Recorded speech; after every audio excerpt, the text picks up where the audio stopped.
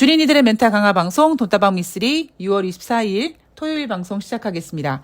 자, 오늘은 또 오랜만에 우리 주린이 분들의 멘탈을 좀 잡아드리도록 하겠습니다. 자, 돈다방 미쓰리는 시황을 잘 바꾸지 않는다라는 이야기를 종종 해드리는데요. 제가 오늘 썸네일에 하락할 줄 알고 있어도 막상 하락하면 속상한 게 주식이다라고 만들어 놨습니다. 자, 돈다방 미쓰리를 꾸준히 들으시는 분들은 아시겠지만 작년 연말에 미쓰리가 예상하고 있었던 2023년 주식시장은 그 당시 애널들이 2023년 주식시장을 부정적으로 봤을 때, 그리고 일부 전문가들은 2000이 깨질 수 있다라고 전망했을 때 2000은 깨지 않을 것이다.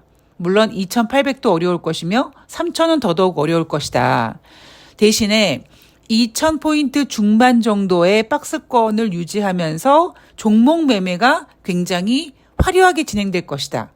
그래서 미쓰리가 돈을 좀 만질 것 같다. 왜냐하면 저는 주식시장이 좋으면 돈을 벌지 못하는, 즉 주식시장이 빠졌을 때 올라가는 종목들을 선호하면서 매매를 하다 보니까 올해 미쓰리가 주식으로 돈을 좀 벌 것 같다라는 이야기를 여러분들께 해드렸습니다. 그런데 여기에 전제를 하나 제가 달았어요.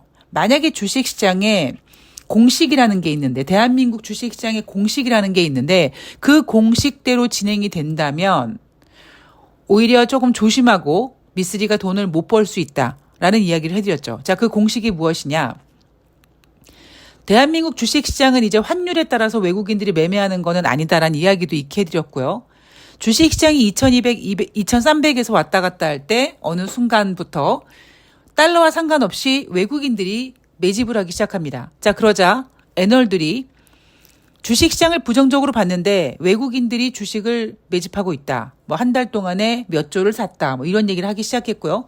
그래서 제가 이제 그렇게 외국인들이 일단 매집을 한 다음에 기관들이 펀드를 팔면서 기관 물량이 들어오고, 그렇게 기관 물량으로 한 2500포인트, 2600포인트 정도가 되면 증권사 애널들이 전망을 바꾸기 시작하고, 그리고 그때 가서 2600까지 올라왔어? 하면서 개인 투자자들이 뛰어들기 시작한다. 물론 증권사 애널들은 그때부터 이제 코스피가 3000 간다라고 노래를 부를 것이다. 제가 이 얘기를 작년 연말 그리고 올 초에 해드렸습니다. 그죠? 자, 지금 현재 이제 2023년 상반기를 보내는데 현재까지 미쓰리의 전망이 정말 점쟁이 빤스를 훔쳐 입을 정도로 정확하게 맞추고 있습니다. 자, 게다가 제가 얼마 전 방송에서 이제 주식시장 좀 빠질 것이다.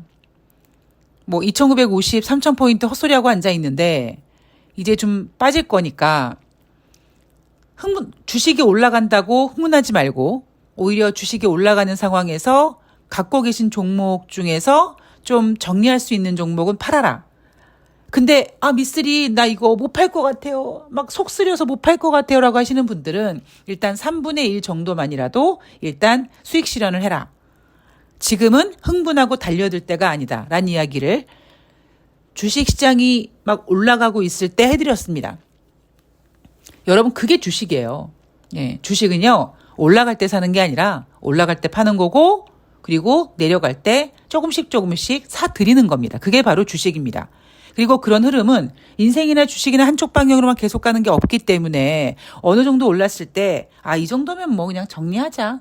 뭐 이렇게 마음을 좀 내려놓고 이익을 실현하는 거. 그게 바로 주식시장입니다.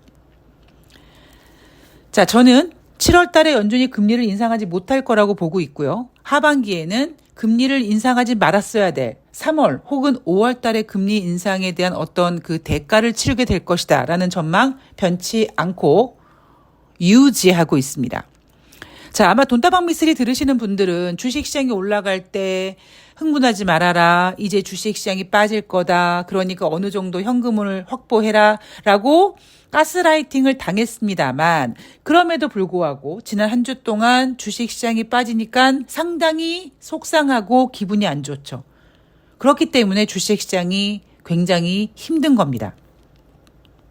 자, 어쨌든 지금 현재까지 미쓰리 예상대로 딱딱딱 떨어지고 있습니다. 자, 그래서 저는 이번에 주식시장이 하락하고 있는 움직임에 대해서 저는 전혀 걱정하고 있지 않습니다. 왜? 예상대로 가고 있거든요. 자, 6월 23일 금요일 뉴욕 증시 3대 지수가 모두 하락 마감했습니다. 자, 다우지수가 0.65%, S&P 500이 0.77%, 나스닥이 1.01% 하락했습니다.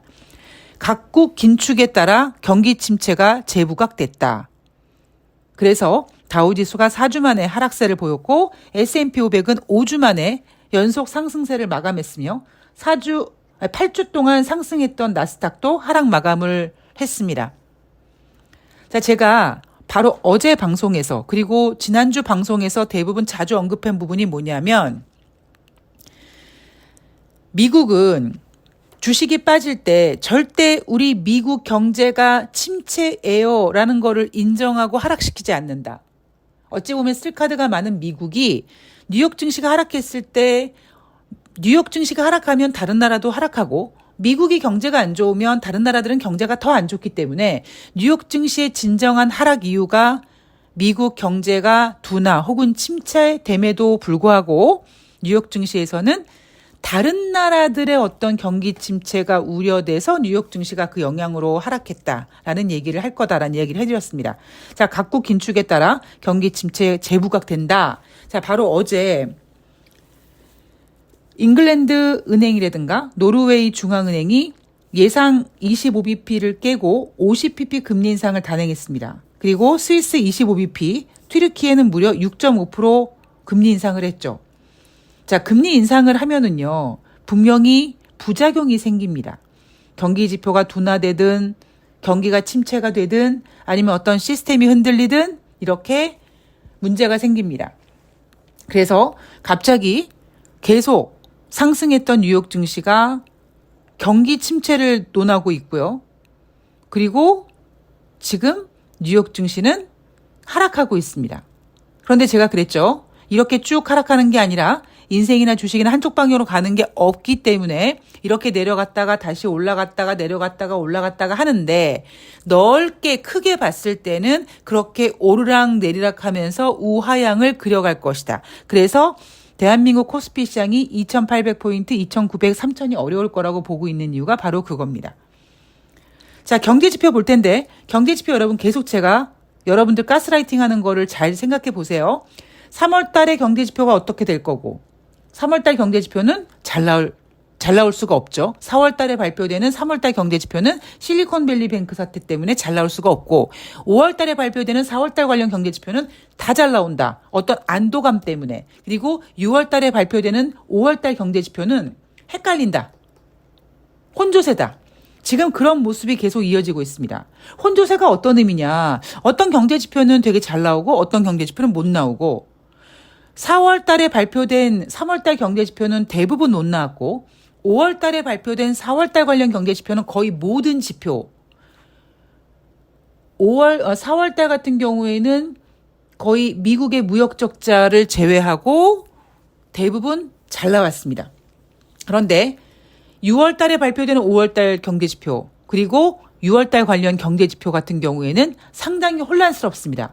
이런 혼란스러움이 어떤 전망을 하고 금리를 결정해야 되는 사람들한테 헷갈리게 만드는 그런 영향을 준다라는 이야기를 계속 해드리고 있죠. 자, 이날 발표된 미국의 경제지표 S&P 글로벌 6월 제조업 PMI 지표 46.3이 나왔거든요. 5월 달에는 48.4가 나왔습니다. 그러니까 5월 달 48.4, 6월 달 46.3 전월 대비 하락했고요. 6개월 만에 최저 수준입니다. 그리고 6월 달 서비스 PMI 지표도 5월 달에는 54.9였는데 6월 달에는 54.1로 전월 대비 하락했습니다. 이 PMI 지표의 기준은 50이라고 말씀을 드렸죠. 자, 지금 여러분 경제 지표가 좋아요? 안 좋다고요. 어떤 건 좋게 나오고 어떤 건 안 좋게 나오고 굉장히 혼돈을 주고 있다. 혼란스럽게 만들고 있다. 그런 모습이 예상대로 전개가 되고 있습니다. 자, 시장은 올해 하반기에 연준이 금리를 인하할 거라고 예상을 했는데 제롬 파월 연준 의장이 2차례 금리 인상을 더 하겠다라고 얘기를 하다 보니까 그런 실망감이 시장에 반영이 되고 있죠. 제가 얼마 전부터 계속 여러분들께 전해드린 얘기가 뭐냐면 6월달 금리 인상을 하지 않고 동결한 부분에 있어서 자꾸 쉼표라는 표현을 했습니다. 쉬어간다.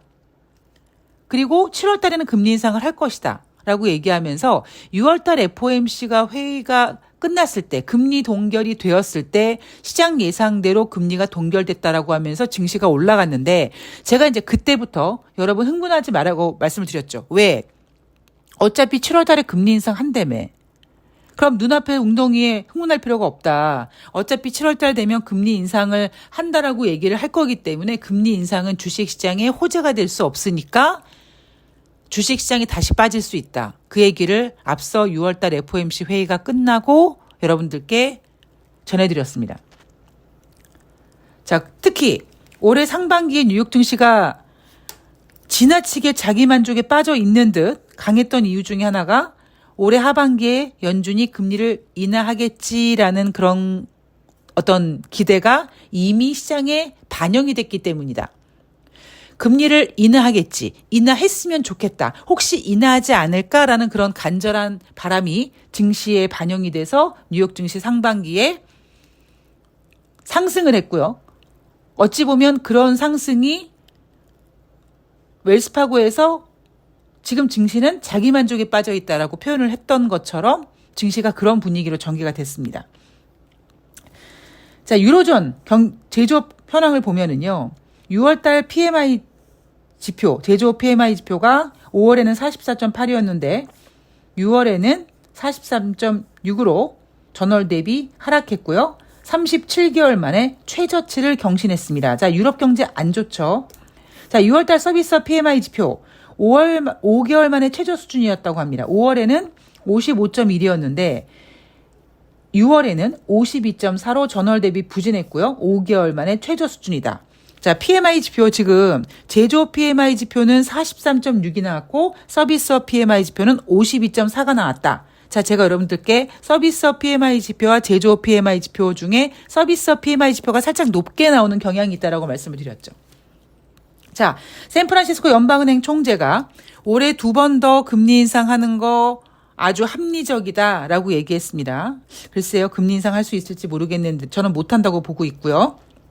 자, 제니 옐런 재무장관이 경기 침체와 관련해서 노동시장의 회복세와 인플레이션을 고려할 때 경기 침체 가능성은 낮아졌다라고 얘기하고 있습니다만 의미가 없습니다. 자, 뉴욕 증시 점검해 봤고요. 이제 여러분들이 좀 궁금해하시는 부분을 좀 설명을 해드리고자 합니다. 자, 제가 올해 미쓰리가 예상했던 대로 지금 흘러간다고 말씀을 드렸어요.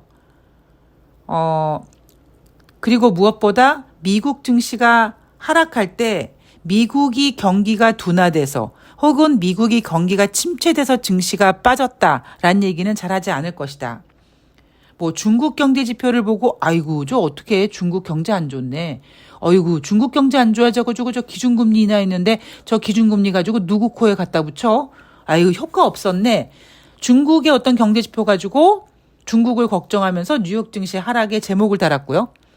또 이날 같은 경우에는 유로존의 경제 지표가 좋지 않았다. 그래서 또 어찌 보면 각국의 경기 침체 재부각이라는 제목을 달고 뉴욕 증시의 하락을 설명했습니다. 자, 제가 7월달 연준이 금리를 인상하지 못할 것이다.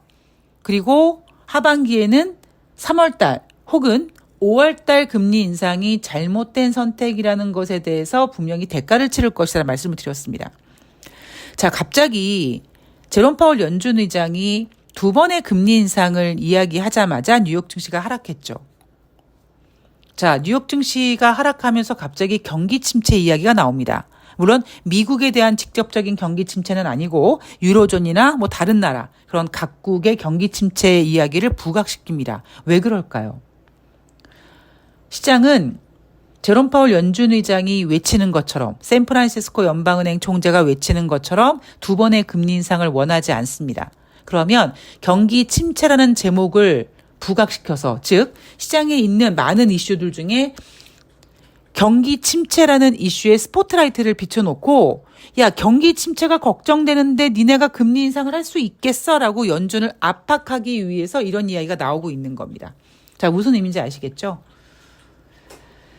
자, 제가 이런 얘기를 해드렸어요. 올해는 지수의 움직임을 좀 잡아두고 그리고 종목 장세가 진행될 것이다.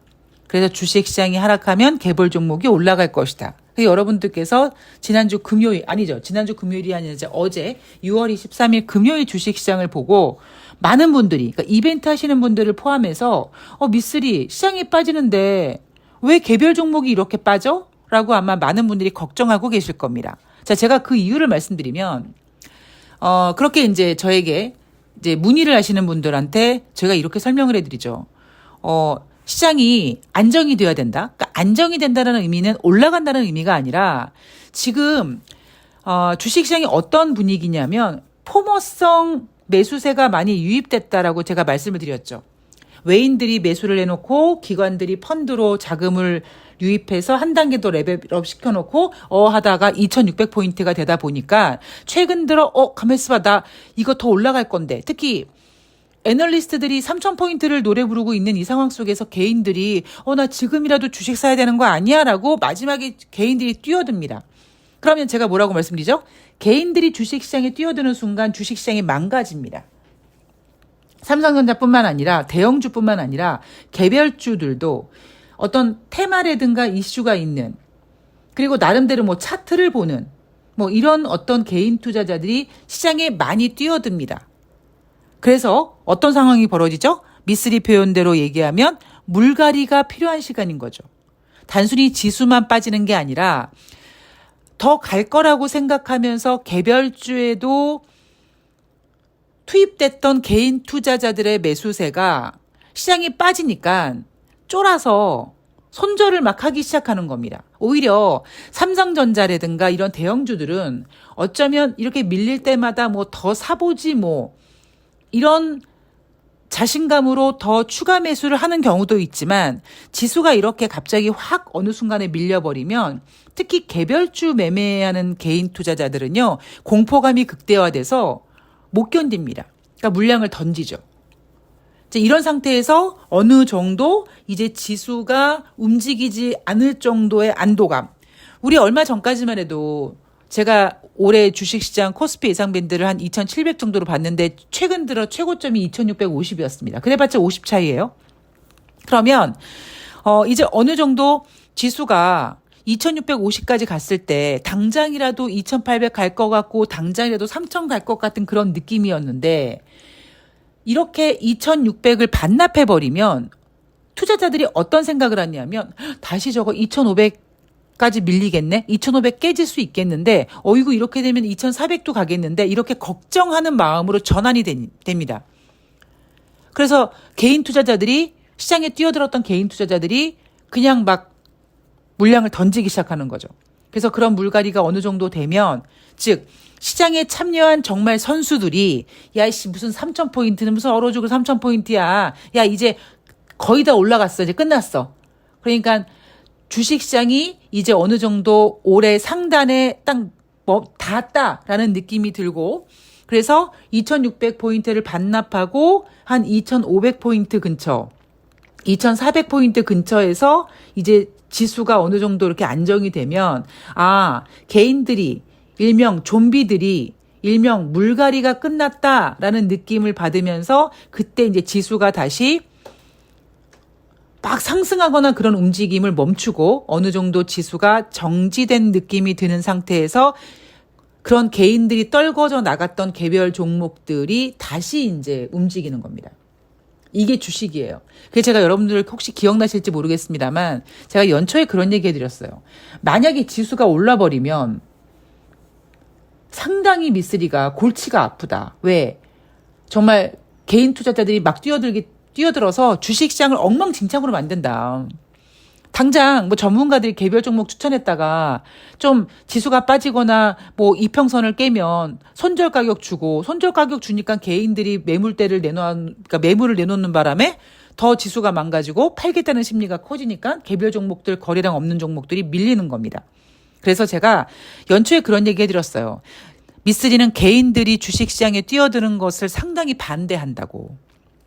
그러니까 최근에 개인들이 많이 뛰어든 상태에서 지수가 2650까지 간 거였고요. 이제 그런 개인들이 어이구 잘못됐네. 팔아야겠네. 손절해야겠네. 그러고 이제 다시 주식시장에서 발을 빼는 순간 다시 이제 프로들의, 선수들의 또 판이 열리게 되는 겁니다. 아마 여러분 잘 생각해 보시면 제가 지금 시장을 돈다방 미쓰리 방송을 거의 지금 월요일 빼고는 매일매일 하는데요. 지금까지 돈다방 미쓰리를 1년 들으신 분들 혹은 최소한 지금 작년 연말부터 들으신 분들은요. 지금까지 지수에 대한 움직임이라든가 어떤 시장의 성격 방향이 하나도 틀리지 않았습니다.